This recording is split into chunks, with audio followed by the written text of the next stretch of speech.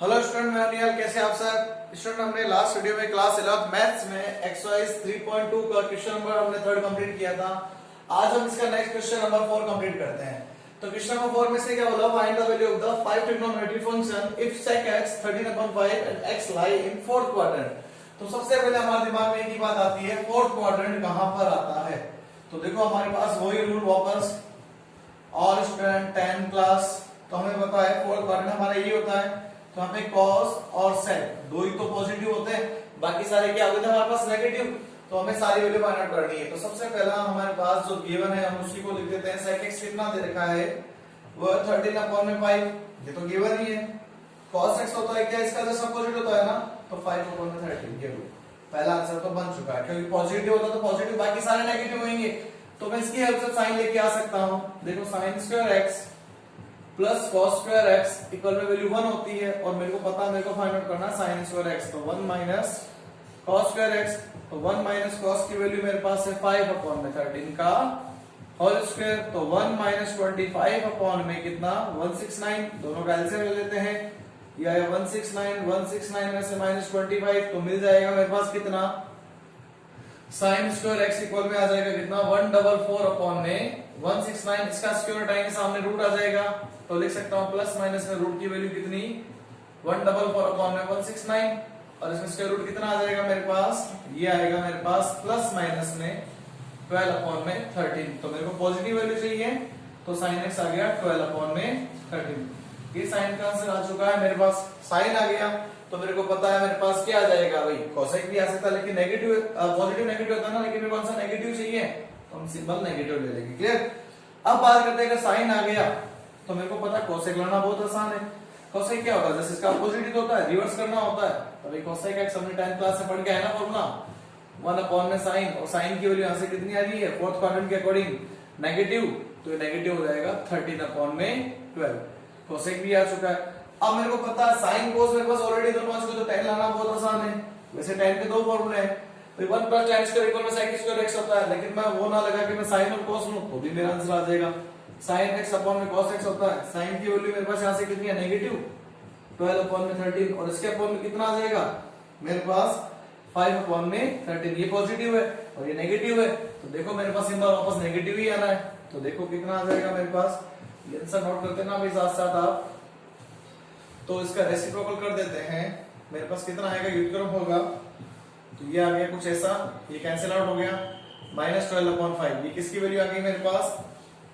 10 आ चुका है। अब पता है भाई 10 आ गया तो कॉट लाना बहुत आसान होता है। कॉट क्या होता है? जस्ट इसका अपोजिट होता है, 1 अपॉन में 10। तो भाई मेरे पास क्या है? 10 की वैल्यू आ चुकी है, 10 की वैल्यू है, तो मैं लिख सकता हूं माइनस 5 अपॉन में, जस्ट इसका रिवर्स लिखना है, 5 अपॉन में 12। ये बन गए मेरे पास इसके 5 answer. Clear? Pause the video, write down.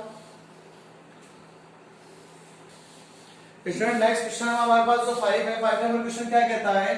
Find the value of other 5 trigonometry function if 10x minus 5/12 x lie in second quadrant. तो बनाते हैं। सबसे पहले क्वाड्रेंट की जब भी बात आती है हमें क्वाड्रेंट पता होना चाहिए। तो क्वाड्रेंट हमें पता है, सेकंड क्वाड्रेंट में यहाँ पे ऑल, यहाँ पे सेकंड में क्या? साइन और कोसेक दो ही पॉजिटिव होते हैं। सेकंड क्वाड्रेंट की बात चली, इसका मतलब tan नेगेटिव आएगा, बाकी चार नाम तो नेगेटिव होंगे साइन और कोसेक को छोड़ के। तो tan ऑलरेडी नेगेटिव है, तो यहाँ पे नेगेटिव होता ही है, हमें तो इसी की जरूरत है। तो स्टार्ट करते हैं सॉल्यूशन हमारा। सबसे पहले जो गिवन है उसी को लिख देते हैं, tan x minus 5/12 दिया है, ये पहली कंडीशन दे रखी। कॉट मेरे को पता है इसका जस्ट अपोजिट होता है, तो cot x मेरे पास क्या बनता है बताओ? cot x बनता है 1 अपॉन में 10, और tan मेरे पास गिवन है, ये दे रखा है कितना है मेरे पास? 1 अपॉन में माइनस 5/12। चेंज कर दो तो cot x कितना मिल जाएगा? ये आ जाएगा माइनस 12 अपॉन में 5। आ गया पहला आंसर, पहला आंसर cot आ गया। अब मेरे को पता है कोसेक ला सकता हूं मैं, क्योंकि हमने पढ़ा था 1 plus cot square x equal में कितना होता है? कोसेक स्क्वायर x होता है। मेरे को किसकी वैल्यू चाहिए? कोसेक की चाहिए ना, तो इसको तो इधर ले आता हूं, और 1 प्लस कॉट की वैल्यू, चलो एक बार और लिख देते हैं, ऐसा भी तो लिख सकते हैं ना। तो कोसेक मिल जाएगा, पता है साइन मिल जाएगा, आंसर आ जाएगा मेरा साइन भी। ये लो कोसेक स्क्वायर x है, तो मेरे पास कॉट कितना आ रहा है? कॉट की वैल्यू माइनस में 12 अपॉन में 5 का होल स्क्वायर, तो लिख सकते हैं 1 प्लस 144 अपॉन में आएगा 25। और ये मेरे पास आया तो देखो नेक्स्ट वैल्यू कितनी आ जाएगी, cosec स्क्वायर x इक्वल में कितना आएगा 1 प्लस, दोनों का एलसीएम लेके लिख देता हूं, 25 आएगा, 25 प्लस 144, तो cosec स्क्वायर x ये आएगा 169 अपॉन में 25, तो इसका स्क्वायर उठाएंगे सामने रूट कितना आ जाएगा प्लस माइनस में 169 अपॉन 25, तो ये आ जाएगा मेरे पास प्लस माइनस में 13 अपॉन में 5, और मेरे को क्या चाहिए, ये नेगेटिव होता है, सॉरी पॉजिटिव होता है मेरे पास, क्योंकि साइन और कोसेक दोनों पॉजिटिव है, तो कोसेक पॉजिटिव है सेकंड क्वाड्रेंट में, तो पॉजिटिव ले लो 13 अपॉन में 5, ये लो मेरे पास आ गया आंसर किसका भाई, एक आया, सेकंड आंसर आ गया। अब मैं लेके आ सकता हूं, मेरे को पता है साइन जिस इसका अपोजिट होता है, तो देखो इसको रफ कर रहा हूं मैं और साइन लेके आते हैं। देखो साइन लाना बहुत आसान है, साइन क्या होता है हमारे पास, साइन होता है 1 अपॉन में कोसेक, और कोसेक की वैल्यू हमारे पास गिवन है, तो 1 अपॉन 13 अपॉन में 5 मींस लिख सकता हूं 5 अपॉन में 13, किसकी वैल्यू आ गई, कोसेक एक्स आ गया, कोसेक एक्स आ गया, तो मेरे को पता नेक्स्ट वैल्यू क्या लेके आनी मेरे को, बस गया मेरे पास tan तो गिवन ही है भाई, साइन आ गया, कोसेक आ गया, और मेरे पास से पहले अभी क्या आ गया था, अभी कॉट भी आ गया था। अब लास्ट जो मेरे पास रह गया वो क्या है, एक रह गया सेक, बाकी तो सारे आ ही चुके हैं, तो वो होता है 1 प्लस, मैं इसको ऐसा लिख दूं सेक स्क्वायर को, सेक स्क्वायर एक्स इक्वल है 1 प्लस tan स्क्वायर एक्स, और tan की वैल्यू मेरे पास गिवन है, वो लिख देता हूं -5 अपॉन 12 का होल स्क्वायर, और 1 प्लस ये बन जाएगा 25 अपॉन में 144, इन दोनों का एलसीएम ले लेते हैं, 144 आ गया, ठीक है, तो ये आ गया मेरे पास कितना, ये आ जाएगा मेरे पास 144 प्लस 25, हम दोनों का एलसीएम करके ऐड कर दिया तो 169, 144, ये चल रहा है कितना सा x स्क्वायर x, इसका स्क्वायर उठाएंगे सामने रूट आएगा, वो भी प्लस माइनस में, तो 169 अपॉन में 144, इसको हम क्या लिख सकते हैं, आगे वाले स्टेप में देखो, आप इसको रफ करके लिख रहा हूं, इसको हम लिख सकते हैं कितना, नेक्स्ट टर्म में ये आ जाएगा हमारे पास sec x, तो sec x आएगा प्लस माइनस में कितना 13 अपॉन में 12, और मेरे को sec ऑलरेडी क्या होता है, देखो यहाँ पे नेगेटिव है, तो नेगेटिव होता तो नेगेटिव आ जाएगा 13 अपॉन में 12, sec भी आ गया। अब लास्ट वैल्यू मेरे पास रहेगी थी क्या cos, तो cos x मेरे को पता है 1 अपॉन में sec x होता है, इस क्वाड्रेंट के अकॉर्डिंग मेरे पास sec x की वैल्यू कितनी आ रही है, नेगेटिव में आ रही है, तो नेगेटिव इसके नीचे लिख देते हैं 13 अपॉन में 12, तो नेक्स्ट स्टेप में हमारे पास आंसर आ जाएगा cos x इक्वल में -12 अपॉन में 13, जैसे इसका अपोजिट ये बन गया हमारे पास इसकी 5 value. Clear, pause the video, write down. Student अब हमारे पास जितने भी क्वेश्चन आएंगे वो कुछ ऐसे आने वाले हैं जिसकी डिग्री मेरे पास अबव जाएगी, अबव किससे, देखो हमने लास्ट फॉर्मूले में ये पढ़ा था, क्वाड्रेंट फॉर्मूले में कभी मेरे पास ये 0 डिग्री से स्टार्ट होता है, इसको अपने पाई अपॉन में 2 या 90 डिग्री बोलते थे, ये मेरे पास पाई या 180 डिग्री होता था, और ये मेरे पास 3 पाई अपॉन 2 या मेरे पास 270 डिग्री होता था, और इसको अपने 360 डिग्री या 2 पाई बोलते थे, पढ़ा था हमने ये कंडीशन।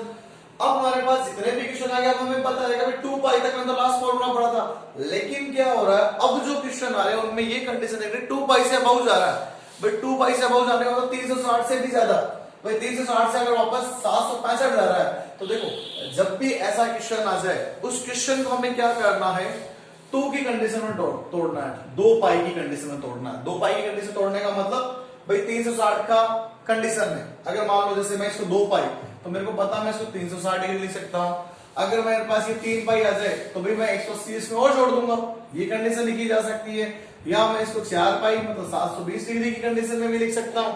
तो ऐसी कंडीशन मेरे को इसको तोड़ के इसका सॉल्यूशन करना, सबसे पहले मेरे को ये देखना है ये पॉजिटिव दिया है थीटा, तो पॉजिटिव को पॉजिटिव की कंडीशन में देखना है, और अगर नेगेटिव देगा तो उसको नेगेटिव को नेगेटिव की कंडीशन में तोड़ना है। तो इन क्वेश्चनों को थोड़ा सा एक बार आप ध्यान से देखना, क्योंकि क्वेश्चन अच्छे क्वेश्चन है, और इनमें क्या होता है अब हम इनमें ये सीखेंगे कि भाई 360 के बाद भी क्या डिग्री आगे तक चलती है, डिग्री इनफाइनाइट तक जाती है। इनफाइनाइट का मतलब मैं एन टर्म बोल सकता हूं, भाई मेरे पास थीटा जो होता है, एक बात बताओ सीधी सी बात है, मैं तुम्हारे सामने एक बात बोलूं, कभी मैंने एक चक्कर पूरा कर दिया, ये कहोगे सर 360 आ गया, दूसरा स्टार्ट किया, इसी के बाद में दूसरा स्टार्ट किया, फिर हो गया, तीसरा स्टार्ट कर दिया, चौथा स्टार्ट कर दिया, पांचवा स्टार्ट कर दिया।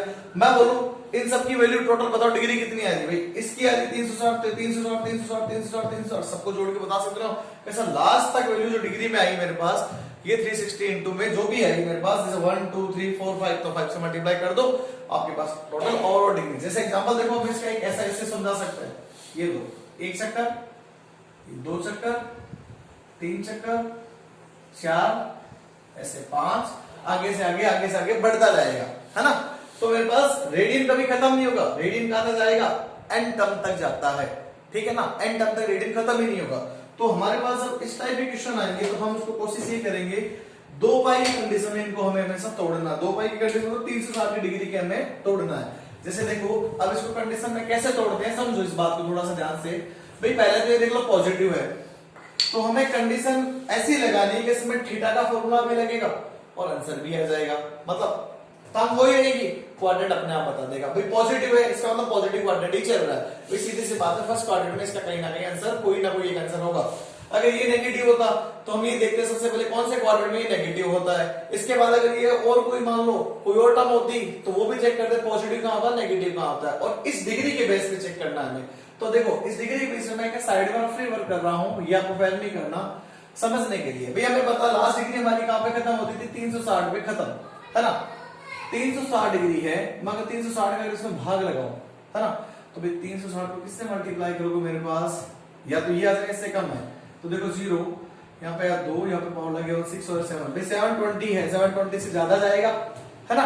तो इसको मैंने ब्रेक कर दिया, कितने टाइम में गया, 2 टाइम में, कितना रिमाइंडर हो गया, 5 आ गया और यहाँ पे 4 आ गया। तो भाई एक बात बताओ, क्या मैं इस साइन की वाली टर्म को, इसी टर्म को क्या मैं अगर ऐसा लिख दूं, बात समझना ध्यान से, गलत तो नहीं होगा, चेक करो, 720 प्लस 45। अब ध्यान से देखो मेरे पास यहाँ पे क्वाड्रेंट घूम गया, क्वाड्रेंट क्या घूम गया, ये वाला क्वाड्रेंट, 2 पाई प्लस का सिंबल है, तो भाई 2 पाई यहाँ पे खत्म हो गया था, 2 पाई के अंदर प्लस थीटा जा रहा है, तो भाई इसको मैं 2 इंटू में 2 पाई लिख सकता हूं, 2 पाई प्लस थीटा। भाई ये 2 तो छोड़ दो, डिग्री ये बच रही है ना, इस डिग्री को क्या लिखते हैं, 2 पाई 360 प्लस थीटा, 2 पाई लिख सकते हैं, 2 pi plus theta, 2 pi plus theta क्या होता है भाई पाई पे, तो 2 पाई पे देखो आप चाहो तो उसको ऐसा भी लिख सकते हो, ये लो 2 इंटू में 2 पाई प्लस 45 डिग्री, है ना। मेरे को ये देखना है कि ये डिग्री कहां पे चल रही है, ये 2 पाई की कंडीशन के साथ में प्लस है या माइनस, अगर प्लस है तो प्लस का फॉर्मूला लगाएंगे और माइनस होगा तो माइनस का लगाएंगे। अब मेरी बात ये 2 तो हटा दो, भाई मल्टीप्लाई करें तो वापस ये कंडीशन बनाने के लिए स्केयर में थे, लेकिन हम इसको बस मल्टीप्लाई में शो करेंगे, फॉर्मूला इस कंडीशन को देखते हुए लगाना है। तो 2 पाई प्लस थीटा मेरे को क्या बनता है, ये वापस साइन है, पहली बात तो ये इवन मल्टीपल है, ट्रांसफॉर्म भी नहीं होगा तो साइन साइन में रहेगा। और फर्स्ट क्वाड्रेंट की बात करें 2 पाई प्लस थीटा, इसी क्वाड्रेंट में वापस कहने का मैं देखो ये सर्किल ऐसे घूम रहा है, ये पहला 360 कंप्लीट, फिर 720 के अंदर ही तो कुछ प्लस हुआ है और वो भी इसके अंदर ही हो रहा है, 720 से 45 जुड़ा, 45 इसके बीच में तो बैठा है, तो इसका मतलब आएगा तो वापस फर्स्ट क्वाड्रेंट में घूम के 2 चक्कर पूरे होने के बाद वापस कहां आ रहा है, सेकंड क्वाड्रेंट, फर्स्ट क्वाड्रेंट में ही आ रहा है, तो फर्स्ट क्वाड्रेंट में है तो पॉजिटिव ही होता है, तो पॉजिटिव है तो 2 पाई प्लस थीटा, यहाँ पे फॉर्मूला लिख देता हूं, sine 2 pi plus theta equal में क्या होता था, साइन थीटा। तो ये देखो मैंने लिख दिया फॉर्मूला लगा के साइन 45 डिग्री, थीटा की वैल्यू 45 है और साइन 45 है, आप सबको वैल्यू पता है कितनी होती है, 1/√2। क्लियर स्टूडेंट, हमारे पास ये इसका बन गया आंसर। इन क्वेश्चनों को ध्यान रखना, ऐसे ब्रेक कर करके हमें देखना है। भाई आपको दिमाग लगे सर ये कैसे ब्रेक करें, भाई देखो सबसे बड़ी डिग्री क्या है, 360 डिग्री, 360 डिग्री का डिवाइड डायरेक्ट कर दो, या ऐसा करो 360 डिग्री में इतना क्या मल्टीप्लाई करके ऐड करो, मेरे पास वापस ये वाली कंडीशन बन जाएगी, तो वो दिमाग लगाओ, नहीं तो सबसे बेस्ट होता है साइड में रफ वर्क के अंदर हमने 360 का डायरेक्ट इसमें डिवाइड कर दो, पता चल जाएगा, जितनी बार में डिवाइडेशन आएगा इनटू हो जाएगा, जितनी बार में डिवाइड गया इनटू हो गया, लास्ट में जो रिमाइंडर बचेगा उसको ऐड कर देंगे, मेरा आंसर बन जाएगा। क्लियर, तो ये बन गया हमारे पास इसका answer. Clear, pause the video, write down. तो स्टूडेंट आज हमने इसके नेक्स्ट क्वेश्चन की कंप्लीट कर लिए हैं और नेक्स्ट वीडियो में हम इसके आगे के क्वेश्चन कंप्लीट करेंगे। Okay, thank you.